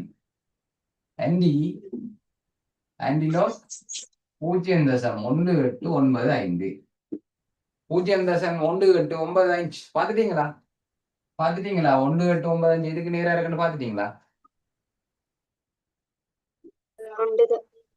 1.547 1.547க்கு நேரா இருக்கும். இது முரண்மடக்கை. அப்ப மடக்கேட்டவனே உள்ளுக்குள்ள தேடணும். 1895 எங்க இருக்கு? 1895 இல்லைனே. அப்ப 1895 விட குறைஞ்ச பெருமானமான 1875 எடுத்துக்கிட்டோம். 1895 இல்ல புள்ளி, 1895 இல்ல. அப்ப 1875ஓட ஒரு 20 கூட்டினா, ஏன்னா ஒரு 20 கூட்டினா 1895 வரும். அப்ப இவர் எதுக்கு நேரா இருக்கிறாரோ அதான் விட. இவர் எதுக்கு நேரா இருக்கிறார்? 1.5. இது 15 இல்ல, நான் உங்களுக்கு சொல்லிட்டேன். 1.5 மேல 4. அதே மாதிரி இந்த 20 கூடுதலா தேவையானது 20 எதுக்கு நேரா இருக்கிறார்? 7. அப்ப விடை என்ன? விடைய பாருங்க. 1.5 4 7. ஒரு அபுச்சியமா சொல்றேன்னா பாருங்க, திரும்ப பாருங்க. 1.5 4 7. 1.5 4. இந்த சைவரை யூஸ் பண்ணலையே. அப்ப தர 10 0 அடுக்கு. இதுல என்ன நம்பர் இருக்கோ அந்த நம்பர் இதுல போடணும். 1 சொன்னா 10 அடுக்கு, 2 சொன்னா 10 அடுக்கு. 10 0க்கு என்ன விட? 10 0க்கு என்ன விட? சைவரா 1. உலகத்தில் இருக்க எந்த ஒரு எண்ணின் 0 அடுக்கும் 1. அப்ப இவருக்கு விட 1. 1ஆல இவரை பெருக்கினா அதே விட தான் வரும். அவை 6 7 1.547 போடலாது. ஏனென்றா 2 தசமதானங்கள்ல எழுதட்டான். சரியா? 2 தசமதானங்கள்ல எழுதட்டான். அப்ப 2ஆம் தசமதானத்துக்கு நாங்க மட்டம் தட்டுவோம். 2ஆம் தசமதானத்துக்கு மட்டம் தட்டுவோம். அப்ப பாருங்க, 1.547. இது முழு எண்ணுக்கு மட்டம் தட்ட சொன்னா முழு எண்ணுக்கு மட்டம் தட்ட சொன்னா இதோட 1 எழுதுற பாருங்க உடக்கண்டு. முழு எண்ணுக்கு மட்டம் தட்ட சொன்னா இவர் தான் முழுவன். அப்ப விடை 1ஆக இருக்கலாம் அல்லது 2ஆக இருக்கலாம். அப்ப அதுக்கு அடுத்து வர நம்பரை பார்ப்போம். 5 அல்லது 5 விட பெருசாக இருந்தா இவருக்கு அடுத்து வர நம்பர் எழுதணும். 5 விட குறைவான நம்பர் இருந்தா அதே நம்பர் எழுதணும். முழு எண்ணுக்கு மட்டும் சொன்னா கிட்டிய சென்டிமீட்டர் கிட்டிய முழு எண்ணுக்கு என்ன விட? இதுக்கு என்ன விட? முழு எண்ணுக்கு என்ன விட எழுதியிருப்பீங்க? 1 2 2 சென்டிமீட்டர் எழுதியிருப்பீங்க. சரியா? முழு எண்ணுக்கு மட்டும் சொன்னா 2 எழுதியிருப்பீங்க. சரியா? முதலாம் தசமதானம், தசத்துக்கு பின்னுக்கு நம்பர் தான் முதலாம் தசமானம். முதலாம் தசமானத்துக்கு மட்டும்தான் சொன்னா விடை 1.5 இருந்திருக்கும், அல்லது அடுத்த நம்பர் 1.6 இருந்திருக்கும். அப்ப அடுத்து வர நம்பரை வச்சுதான் யோசிக்கணும். 5 விட சின்ன விடைய சொல்லுவோம். 1.5 என்ன? 5. 1.5 அதை விட வரும். ஏன்னா 5 விட குறைவான நம்பர் இருக்கு, அதை விட வரும். சரியா? இப்ப 2ஆம் தசமானத்துக்கு மட்டம் தட்ட போறோம். 2ஆம் தசமானத்துக்கு மட்டம் தட்ட போறோம். இப்ப 2 விட என்னென்ன சாத்தியமான 2 விடைகள் இருக்கு? 1.5 சரியா? 1.54 54. அப்ப என்ன விட வரப்போகுது? பின்னுக்கு 5 விட கூட நம்பர் இருக்குல்ல. அப்ப விட என்ன? 1.5 ஆகவே உங்களுக்கு 6 சமன் 1.55 சென்டிமீட்டர் என்று வந்திருக்கும். சரியா பிள்ளைகள? போகும் இதுல 6 மார்க்ஸ் போடும். அப்ப அல்லது 5 மார்க்ஸ் போட வேண்டிய இருக்கும். எப்படி? மடக்கை விதியே பயன்படுத்தி இருக்கணும். மடக்கை பிரிப்படுறதை கழிச்சு எழுதுறதுக்கு ஒரு புள்ளி வழங்கப்படும். சரியா? அது இப்படி எழுதினா மட்டும் போதாது. இவரை வடிவ இந்த பேட்டர்னுக்கு மாத்தின பிறகுதான் அந்த முழுமையான புள்ளி வழங்கப்படும். சரியா, அதுக்கு பிறகு இந்த ரெண்டு மடக்கையும் சரியா கண்டோம் இல்ல, ரெண்டு மடக்கையும் சரியா கண்டோம். இந்த இடத்துல ஒரு மார்க்ஸ். ஆனா இதை வடிவம் மாட்டோம். சரியா, விஞ்ஞான முறை குறியீடுக்கு மார்க்ஸ் இல்லை. இந்த வரைக்கும் ஒரு மார்க்ஸும் இல்லை. விஞ்ஞான முறை குறியீட்டுக்கு மார்க்ஸ் இல்லை. ஆனா மடக்கை எழுதுறோம் இல்ல, மடக்கை மடக்கை இப்ப மூன்று மடக்கை இருந்தா மூன்று சரியா இருந்தா 2 மார்க்ஸ், 2 சரியா இருந்தா 1 மார்க்ஸ், அப்படிதான் கொடுக்கறது. சரியா, அப்ப இதுல வந்து ஒரு மார்க்ஸ் வந்திருக்கும். இதை கழிச்சு 1.1895 2 எடுத்திருக்கிறோம். அந்த இடத்துல ஒரு புள்ளி வரலாம், அல்லது அந்த புள்ளி முரண் மடக்கையை சரியா கண்டுபிடிச்சதுக்கு ஒரு மார்க்ஸும். ஏன்னா இந்த இடத்துல ஒரு மார்க்ஸ் வரும், அங்கால முரண் மடக்கையை சரியாக கண்டுபிடிச்சதுக்கு ஒரு மார்க்ஸ், அங்கால மொத்தம் தட்டினதுக்கு ஒரு மார்க்ஸ் வரும். சரியா, அப்ப 5 புள்ளிகள் அல்லது 6 புள்ளிகள் வழங்கப்படும் இந்த மடக்கை பகுதியை மட்டும் செய்தீங்கன்னு சொன்னால். ஓகேவா, இதுல ஏதாவது கேளுங்க.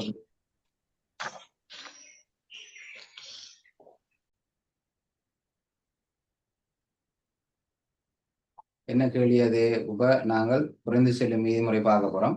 குறைந்து செல்லும் மீதிமுறையில ரெண்டு டைப் கேள்வி இருக்குல்ல. ஒன்று என்ன? ஒன்று ஒரு மாத தவணை தொகை. ஒரு மாத தவணை தொகை, ஒரு மாத தவணை தொகை கேட்கிற கேள்வி இருக்கு. அல்லது அல்லது என்ன? ஆண்டு வட்டி வீதம். ஆண்டு வட்டி வீதம் தந்தா ஒரு மாத தவணை தொகை கேட்பாங்க. ஒரு மாத தவணை தொகை தந்தா ஆண்டு வட்டி வீதம் கேட்பாங்க. அவ்வளவுதான்.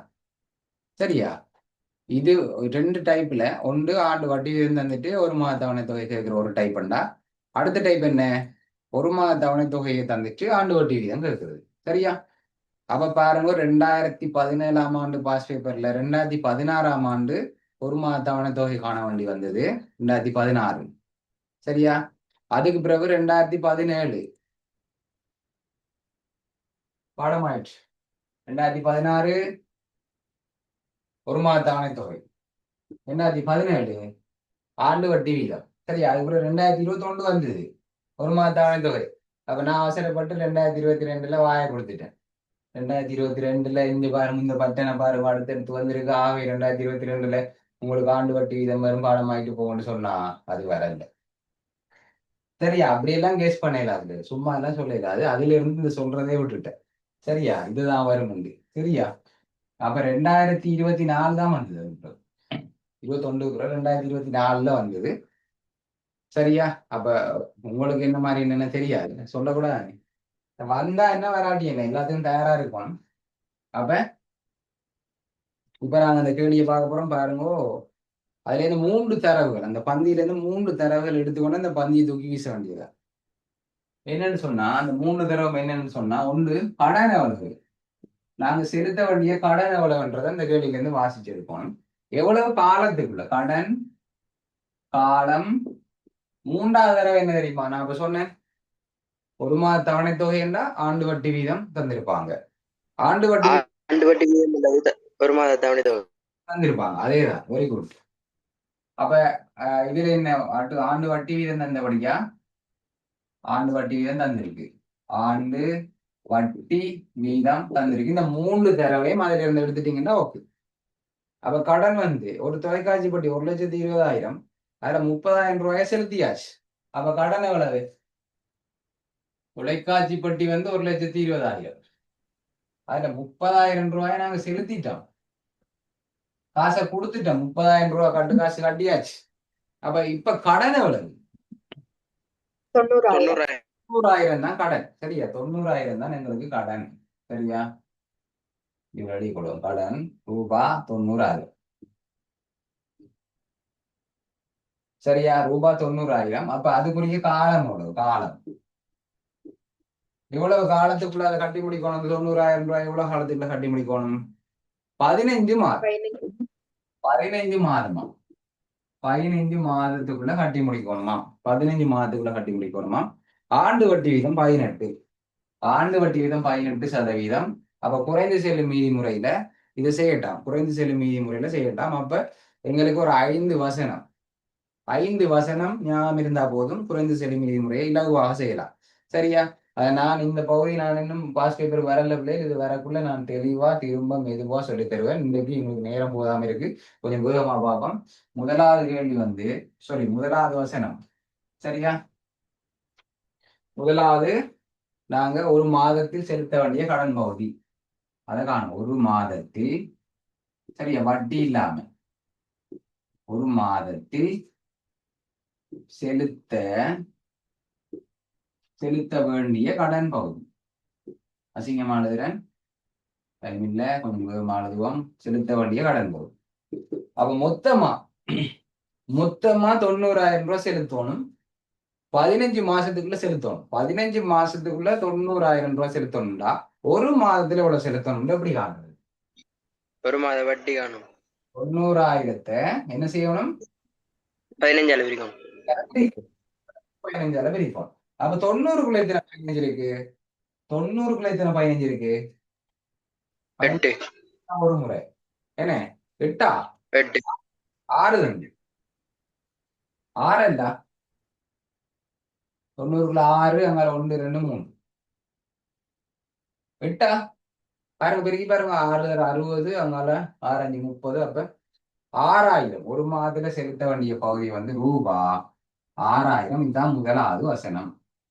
நீங்க தெரிஞ்சு வச்சிருக்க வேண்டிய முதலாவது வசனம். ஒரு மாதத்தில் செலுத்த வேண்டிய வட்டி இல்லாம செய்து கொண்டா இன்னும் வடிவா இருக்கும். ஒரு மாதத்தில் செலுத்த வேண்டிய வட்டி இல்லா கடன் போகும்.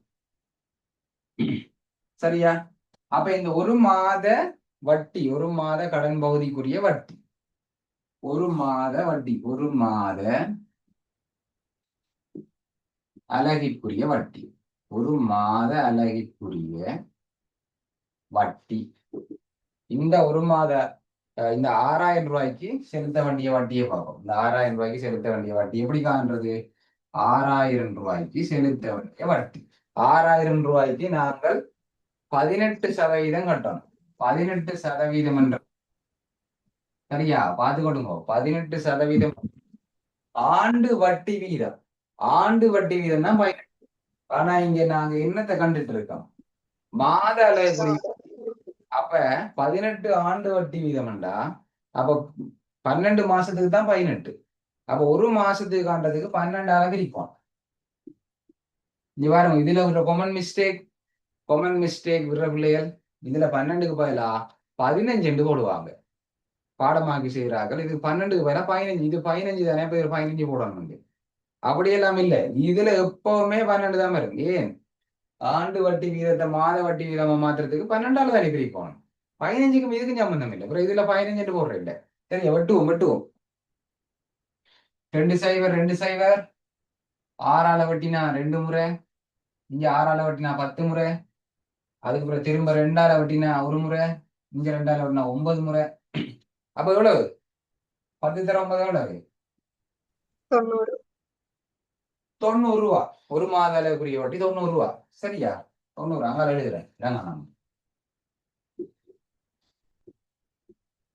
அடுத்த மூன்றாவது வசனம் என்ன? மொத்த மாத அலகுகளின் எண்ணிக்கை. மாத அலகுகளின் எண்ணிக்கை. இது பயங்கர ஈஸி. ஒன்றுமே எழுதாட்டி மீது எழுதி போட்டு வரலாம். என்ன மாத அலகுகளின் எண்ணிக்கை எப்படி காண்ற? 15 மாசம்டா 15க்கு அடுத்த நம்பர் என்ன? 15க்கு அடுத்த நம்பர் 16.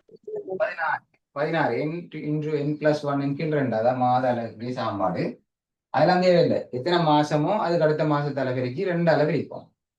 அப்ப 2ஆல 16 8 முறை. பாருங்க, 8 தர 15 எவ்வளவு? அப்போ நீங்க 8 முறை 8 தர 15 எவ்வளவு? 80. 8 5 40.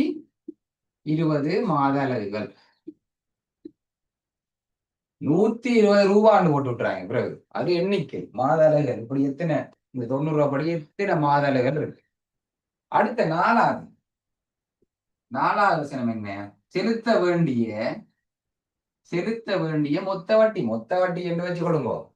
செலுத்த வேண்டியெல்லாம் எல்லாத்துக்கும் வரும். செலுத்த வேண்டிய ஒரு மாத அளவுக்குரிய வட்டி, செலுத்த வேண்டிய மொத்த வட்டி, செலுத்த வேண்டிய மொத்த பணம், செலுத்த வேண்டியன்றது எல்லாத்துக்கும் வரும். அப்ப மொத்த வட்டி எப்படி காண்றது? 90 ரூபாய் படி எத்தனை மாத அலைகள் இருக்கு? 90 ரூபாய் படி எத்தனை மாத அலைகள் இருக்கு? 120. 90 ரூபாய் படி 120 மாத அலகுக்கும் பேருக்கு என்ன வந்தது? 12 தர 9 108. 12 தர 9 108. 1080. இங்க ஒரு சைவர், இங்க ஒரு சைவர். 1080. 10,800 பிள்ளையா போட்டுருந்தோம்னா 12 தர 8 108 பிள்ளையா போட்டு டக்குன்னு சொல்லுங்க பிள்ளை இப்ப எல்லாத்தையும் அடிச்சு மாட்டாங்க 10,800 சரியா ஆமாம் சார்.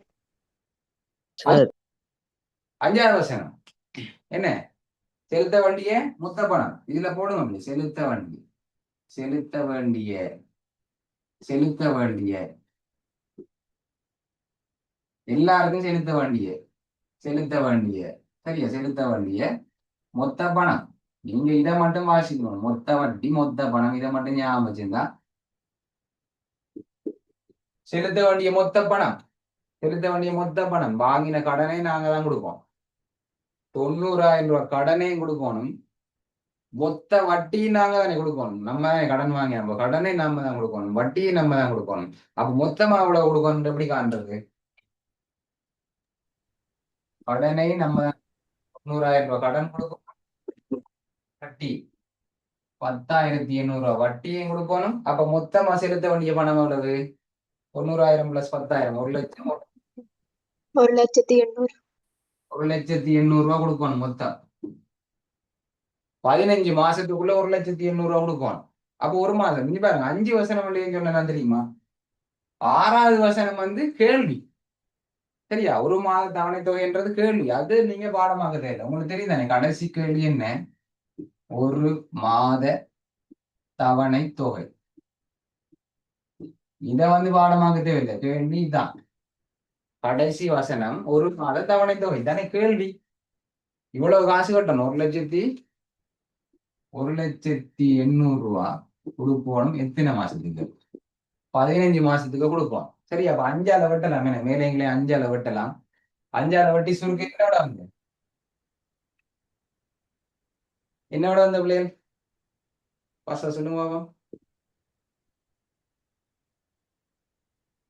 1,800 15ஆல பிரிச்சா வடிவாறு 6,720. 6,720 ரூபாய் வருது 6,720 மேலேங்களே முதல்ல 5ஆல வெட்டி போட்டு அதுக்கு பிறகு 3ஆல சிறு வெட்டினீங்கன்னு சொன்னா வெட்டி பாருங்க 6,720 ரூபாய் வரும் ஓகேவா சரியா பிள்ளைகள் ஓகே அப்ப திரும்ப ஒரு சொல்ல போறேன் இதே விஷயத்தான் சொல்ல போறேன் இப்போ டைம் ஆயிட்டு எக்ஸாமுக்கு போற பிள்ளைகள் எல்லாருக்கும் வாழ்த்துக்கள் சிறப்பா செய்து கொண்டு வாங்க எந்த எக்ஸாமா இருந்தாலும் சரி நல்லபடியா செய்யறதுக்கு எல்லாருக்கும் வாழ்த்துக்கள் எல்லாரும் நல்லா செய்யறது நான் ஓகே சரி இப்ப பாருங்க இதான் கேள்வி ஒரு மாத தவணை தொகையை காண்ற கேள்வி 3 விஷயத்த நாங்க அந்த பந்தியிலிருந்து வெளியெடுக்கணும் சரியா அந்த பந்தியிலிருந்து நாங்க வெளியெடுக்க வேண்டிய 3 விஷயங்கள் ஒன்று கடன் எவ்வளவு சரியா கடன் எவ்வளவுண்டா 1,20,000 ரூபாயில 30,000 ரூபாயை செலுத்தினா கடன் வந்து 90,000 ரூபாய் அதுக்கப்புறம் காலம் எவ்வளவு எத்தனை மாத தவணை காலம் எவ்வளவு அங்கால வட்டி வீதம் எவ்வளவு இந்த 3 தெரிஞ்சா அங்கால எங்களுக்கு பந்தி தேவை கடன் எவ்வளவு காலம் எவ்வளவு வட்டி வீதம் எவ்வளவு அவ முதலாவது வரி வந்து வட்டி இல்லாமல் பாருங்க வட்டியோட சேர்த்து தான் 6,720 ரூபாய் இருக்கும் வட்டி இல்லாம 6,000 ரூபாய் பிள்ளைங்க ரெண்டுக்கும் வித்தியாசம் வட்டி இல்லாம 6,000 ரூபாய் வட்டியோட சேர்த்து 720 வட்டி 720 ஆகவே 6,720 ரூபாய் கொடுப்போம் இப்ப பாருங்க முதலாவது என்ன ஒரு மாதத்தில் செலுத்த வேண்டிய கடன் பகுதி 90,000 ரூபாய் செலுத்தணும் 15 மாசத்துக்குள்ள சரியா அப்ப ஒரு மாசத்துல செலுத்தணும்னா 90,000 15ஆல பிரிச்சா 6,000 ரூபாய் ஒரு மாசத்துக்கு 6,000 ரூபாய் கொடுத்தா சரி வட்டி யார் கொடுத்தது சொல்லுங்க தம்பி செலுத்த வேண்டிய மொத்த வட்டி ஒரே வரியில காணலாம் தானே செலுத்த வேண்டிய மொத்த வட்டிய ஒரே வரியிலண்டா எதை கேக்குறீங்க இதா ஒரு மாதத்தில் செலுத்த வேண்டிய கடன் பகுதியையும் ஒரு மாத அளவுக்குரிய வட்டியை மாத எண்ணிக்கையையும் பெருக்கிவிட்டா மாத பெருக்கிவிட்டா செலுத்த வேண்டிய மொத்த வட்டி ஒரு வரியில காணலாம் தானே ஒரு வரியிலையா ஒரு வரியில காணலாம் தம்பி ஆனா ஒவ்வொரு வரைக்கும் மார்க்ஸ் இருக்கு அப்ப அதான் போடுறது ஒவ்வொரு ஸ்டெப்புக்கு தான் ஸ்கீம்ல மார்க்ஸ் இருக்கு அப்ப எப்படி உங்களுக்கு மார்க்ஸ் போடுறது நாங்க சரியா அப்படி போடல அது ஓகே தானே சரி அப்படி ஒரு வரியில எல்லாம் எழுதக்கூடாது இதுல ஒவ்வொரு ஸ்டெப்புக்கும் ஒவ்வொரு மார்க்ஸ் இருக்கு மாத அலகுகள் இன்னைக்கு என்று எழுதியிருக்கணும் 15 16 பெருக்கி 2 பிரிச்சு இப்படியே போட்டிருக்கணும் அதுக்கு ஒரு மார்க்ஸ் இருக்கு அங்கால ஒவ்வொரு கேள்வி ஒவ்வொரு ஸ்டெப்புக்கும் ஸ்கீம்ல மார்க்ஸ் பிரிச்சு போட்டிருப்பாங்க ஒரு வரியிலேயே எழுதிட்டு போனா அதுக்கு மார்க்ஸ் புள்ளிகள் வழங்கப்படாது சரியா? அப்ப உங்களுக்கு அந்த கடைசி விடை இதை மட்டும் எழுதிருப்பீங்க. 6720க்கு மட்டும் ஒரு மாசம் தரலாம், 10க்கு ஒரு மாசம் தரலாம். 10 ஒரு மாசம் போதுமா? இல்லதானே? சரியா? அப்ப எழுதுங்க, இப்படி எழுதுங்க. இது என்ன, இது பெரிய தேவாரம் இல்ல குரான் இல்ல பைபிள் வசனமா? இல்லதானே? இது ஒரு கொஞ்சம் தானே. செலுத்த வேண்டிய கடன் பகுதி என்றா 90,000 15 பிரிச்சா வந்துட்டு 6000. இங்க பாருங்க எவ்வளவு தொடர்பு பாருங்க, ஒவ்வொரு கேள்வியும் தொடர்பு இருக்கு. இந்த 6000 கொண்டே 2 போடும். 6000க்கு ஒரு மாத அளவுக்குரிய வட்டியை காணணும். அப்ப 18 12 பிரிக்கணும், 15 பிரிச்சு போடாங்க. 12 தான் எப்பவும் பிரிப்படும். அப்ப 92 வந்துட்டுல. சரியா? அடுத்தது மாத அளவுகளின் எண்ணிக்கை எப்படி காண்றது? 15 16 பெருக்கி 2 பிரிப்போம். இப்ப பாருங்க இந்த ரெண்டையும் தொடர்படுத்தி தான் அடுத்த வேலை இருக்கும். 90 120 பெருக்கினா இது வரும். 90 120 பெருக்கினா 10,800 வரும். சரியா? ஓகே, சரி. அதுக்கு பிறகு பாருங்க, நீங்க இந்த வரையை தான் ஒரேடி எழுத சொல்றீங்க கேட்குறீங்க என்ன? 90,000 பிளஸ் 90 120. ஓகே, அது இதுல 120 கண்டதுக்கெல்லாம் மார்க்ஸ் இருக்கு தம்பி. அப்ப அது நீங்க டிரெக்டா எழுதினா அது மார்க்ஸ் வராது. சரியா? அப்ப செலுத்த வேண்டிய மொத்த வட்டி காணணும்டா ஒரு மாத அளவுக்குரிய வட்டியை மொத்தமா அப்படி எத்தனை மாத அளவுகள் இருக்குன்னு பார்த்து பெருக்கும்.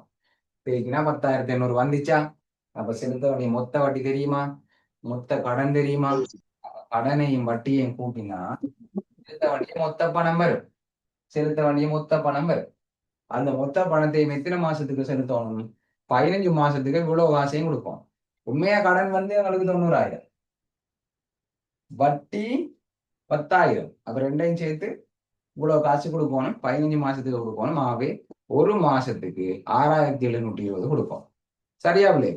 இப்ப உங்களுக்கு ஆண்டு வட்டி வீதம் கேள்வியா வந்துட்டா, ஆண்டு வட்டி வீதம் கேள்வியா வந்துட்டா அப்படியே கீழே இருந்து மேல எழுதுங்க.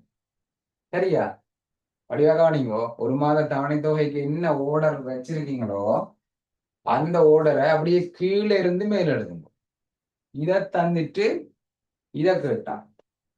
சரியா? ஓகே. இவ்வளவு பேரும் இருக்கீங்க, இவ்வளவு பேருக்கும் ஸ்கூல் பக்கத்துல இருக்கு போல இருக்கு.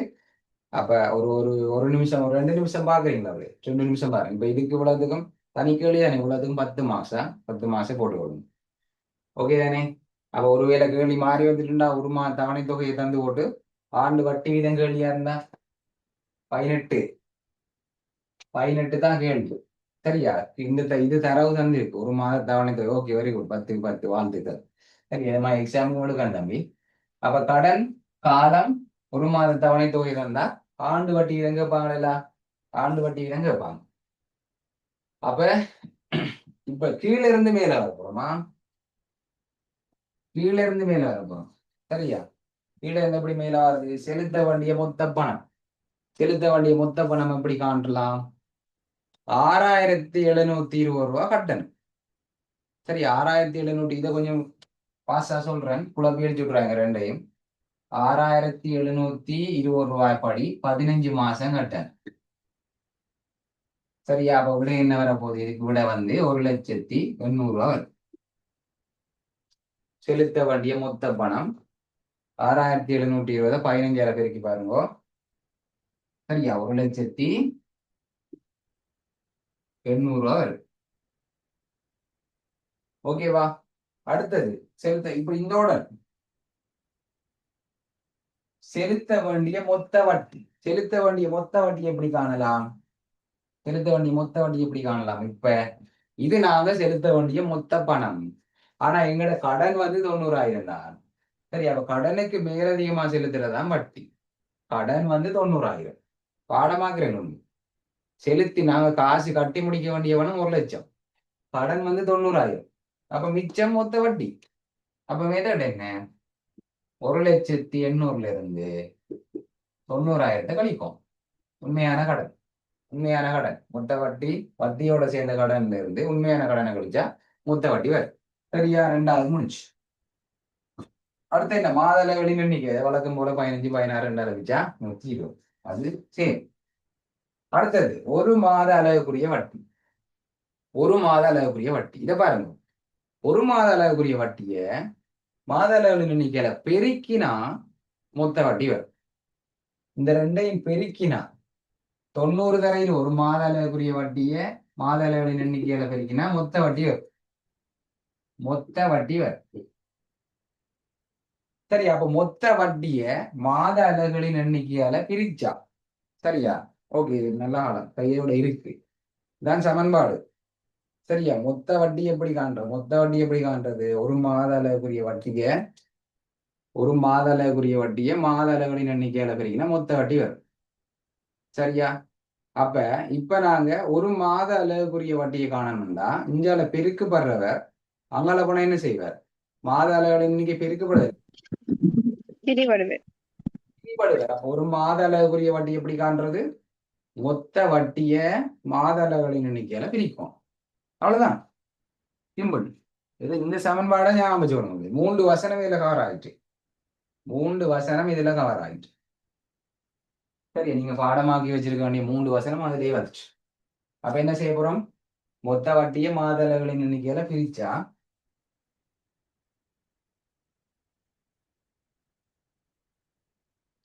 மொத்த வட்டிய மாத அலகுகளின் எண்ணிக்கையால பிரிச்சா ஒரு மாத அலகுரிய வட்டி வரும். சரியா? ஒரு மாத அலகுரிய வட்டி வரும். அடுத்தது ஒரு மாதத்தில் செலுத்த வேண்டிய கடன் பகுதி. இது முடிஞ்சு அது சேர்ந்தானே ஒரு மாதத்தில் செலுத்த வேண்டிய கடன் பகுதி. சரியா? இதை நீங்க முதலாவதான் புத்தகத்துல இருக்கு. இது முதலாவது வசனமா இருக்கு புத்தகத்துல. இது நான் உருவாக்கின ஆர்டர். சரியா? இந்த ஆர்டர்ல எழுதினா தவணை தொகையை காணலாம். இந்த ஆர்டர்ல எழுதினா ஆண்டு வட்டி விகிதத்தை எழுதலாம். அப்ப ஒரு மாதத்துல வட்டி இல்லாம எவ்வளவு செலுத்தணும்? 90,000 15 அளவிச்சு 6,000 செலுத்தணும். சரியா? ஓகே. அப்ப கடைசி வசனம் என்ன? 6வது வசனம் என்ன வருதும்? ஆண்டு வட்டி வீதம். இதெல்லாம் அழிக்கிறேன்னா இப்ப இந்த தேவையில்லை தானே. ஆண்டு வட்டி வீதம் கடைசி வசனம் பாடமாக்குது இல்லை, அது கேள்வி. கடைசி வசனம் பாடமாக்குறதுல அதான் கேள்வி. இப்ப அதே மறக்குமா? கேள்வி மறந்தா வாசிக்கிறானே. ஆண்டு வட்டி வீதம். இப்ப எவ்வளவு வந்தது? 6,000 ரூபா. ஒரு மாத கடன் பகுதிக்குரிய வட்டி எவ்வளவு வந்தது பிள்ளைகள்? 120, 90 என்ன? சரி, ஆண்டு வட்டியில எப்படி காண்றது? செலுத்த வேண்டிய ஒரு மாத கடன் பகுதி. சரியா? ஒரு மாத கடன் பகுதிக்கு உங்களுக்கு 90 ரூபா வந்தது. சரியா? நான் எழுதின 90 ரூபா சரியா? அழிச்சு போட்டேன். 90 வந்தது. சரியா? அப்ப வட்டி வீதம் உங்களுக்கு தெரியும். சதவீதம் சொன்னாலே 100க்கு காண்றது என்ன? சதவீதம் என்றாலே 100க்கு காண்றதுன்னு சொல்லியிருந்து. அப்ப சதவீதம் நாங்க 100க்கு எவ்வளோன்னு பார்க்கணும். ஆனா பிள்ளைங்க இது ஆண்டு வட்டி வீதம் இல்ல. நீ பாருங்க, இது என்ன போட்டிருக்கோம்? செலுத்த வட்டி ஒரு மாத கடன் பகுதி. இது ஒரு மாத அளவுக்குரிய வட்டி. அப்ப பிரிக்கக்குள்ள மாத வட்டி வீதம் தான் வந்திருக்கு 100 அளவுக்குள்ள. மாத வட்டி வீதத்தை எப்படி ஆண்டு வட்டி வீதமா மாத்துறது? என்னது? 12ஆல பெருக்கணும் தம்பி. மாத வட்டி வீதத்தை ஆண்டு வட்டி வீதமா மாத்த 12ஆல பெருப்போம். ஆண்டு வட்டி வீதத்தை மாத வட்டி மாத்தா 12ஆல பிரிப்போம். நீங்க சொன்ன 12 மேல் 1ஆல பெருக்குவோம். மாத வட்டி வீதத்தை திரும்ப ஆண்டு வட்டி வீதமா மாத்துறதுக்கு 12ஆல பெருக்குவோம். ஓகே. அப்ப இந்த 2 சேரும் மட்டுமோ, இந்த சேரம் மட்டுமோ 3ஆல வட்டினா 2 முறை, 3ஆல வட்டினா 3 முறை, 2ஆல 12 வட்டினா 6 முறை. அப்ப 3 எத்தனை? 18%. இதுல இருந்ததா? 18 இருந்ததா? ஓகேவா? இவ்வளவு வேகமா சொல்லிட்டேன். ஒருவேளை இந்த கேள்வி வந்துன்னு சொன்னா வேகமா சொல்லிட்டேன். அதுக்காண்டி பாஸ் பேப்பர் கிளாஸ்ல இவ்வளவு வேகமாலாம் சொல்ல மாட்டேன். உங்களுக்கு மெதுவா சொல்லி தருவேன். ஓகே. அப்ப இவ்வளவு நேரம் பொறுமையா கேட்டுக்கொண்டிருந்த அனைத்து மாணவர்களுக்கு நன்றி. இதுல சந்தேகம் இருந்தா கேளுங்க. மற்றபடி 2ஆம் தவணை பரீட்சை சிறப்பாக செய்யறதுக்கு எல்லாருக்கும் வாழ்த்துக்கள்.